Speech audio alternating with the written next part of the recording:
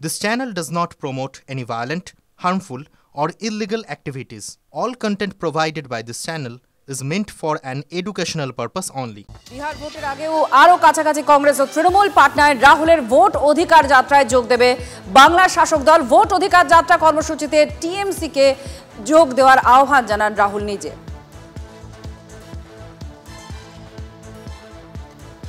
জ্যোতির্ময় আমাদের সঙ্গে রয়েছেন, আমাদের প্রতিনিধি আরো জানাচ্ছেন। জ্যোতির্ময়, ঠিক কি হতে চলেছে এই বিষয় নিয়ে এখনো পর্যন্ত কিভাবে অগ্রসর হবে কি জানা যাচ্ছে? দেখো, এই মুহূর্তে বিরোধীদের যে ছবি আমরা দেখতে পাচ্ছি তাতে একটা বিষয় স্পষ্ট, যে বিহার নির্বাচনের আগে এবং উপরাষ্ট্রপতি নির্বাচনের আগে বিরোধী ঐক্য যাতে একদম এই মুহূর্তে শক্তিশালী পর্যায়ে রয়েছে সেই চালচিত্র তুলে ধরার তাগিদ কিন্তু প্রত্যেকেই অনুভব করছে, এবং সেই বিষয়ে কিন্তু প্রত্যেকেই এই মুহূর্তে যে বদ্ধপরিকর তারা কংগ্রেস, তৃণমূল প্রত্যেকটা পার্টির পদক্ষেপ থেকেই স্পষ্ট।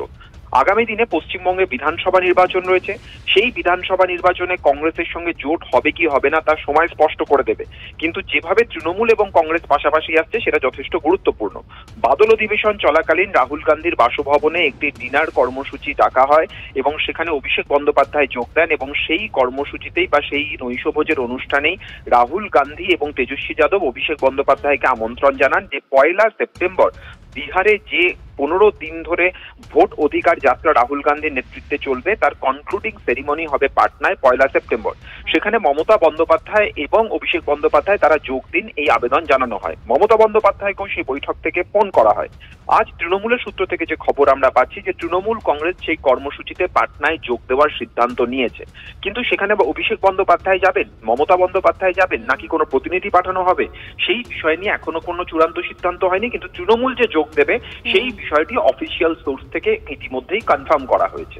ধন্যবাদ। জ্যোতির্ময় কর্মকার আমাদের প্রতিনিধির সঙ্গে ছিলেন, এবং আপনারা শুনলেন যে তৃণমূল এই বিহার ভোটের যে কংগ্রেসের যে যাত্রা চলছে এবং আরজেডিও আছে সেখানে তৃণমূল কংগ্রেসকে আবেদন করেছেন রাহুল গান্ধী নিজে। অভিষেক বন্দ্যোপাধ্যায় যাবেন না মমতা বন্দ্যোপাধ্যায় যাবেন নাকি অন্য কোনো প্রতিনিধি পাঠানো হবে সেটা এখনো স্পষ্ট না হলেও তৃণমূল কংগ্রেস এই কর্মসূচিতে যোগ দেবে এটা নিশ্চিত হয়েছে। অভিষেককে কর্মসূচিতে যোগ দেওয়ার জন্য আবেদন জানিয়েছেন তেজস্বী যাদব, রাহুল নিজেও আবেদন করেছেন, কিন্তু কে থাকবেন সেটা এখনো পর্যন্ত স্পষ্ট না হলেও তৃণমূল কংগ্রেস যে এই কর্মসূচিতে থাকছে সেটা নিশ্চিত।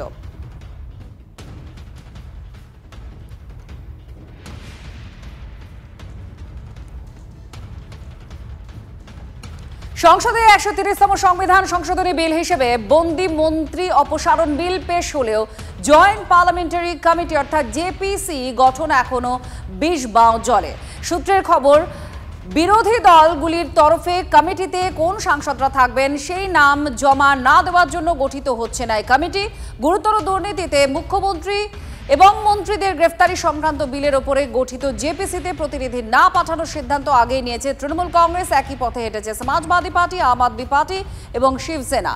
সূত্রের খবর, আনুষ্ঠানিকভাবে ঘোষণা না করলে একই পথে হাঁটার ভাবনা চিন্তা কংগ্রেসের এবং আরজেডিরও। গত 3 দিন ধরে ঝাড়খণ্ডে প্রবল বৃষ্টি, টানা বৃষ্টি হওয়ার জন্য পাঞ্চেতার মাইথন জলাধার থেকে জল ছাড়ার পরিমাণ বাড়িয়ে দিল ডিভিসি। মাইথন এবং পাঞ্চেত দুই জলাধার থেকে 55,000 কিউসেক হারে জল ছাড়ছে ডিভিসি।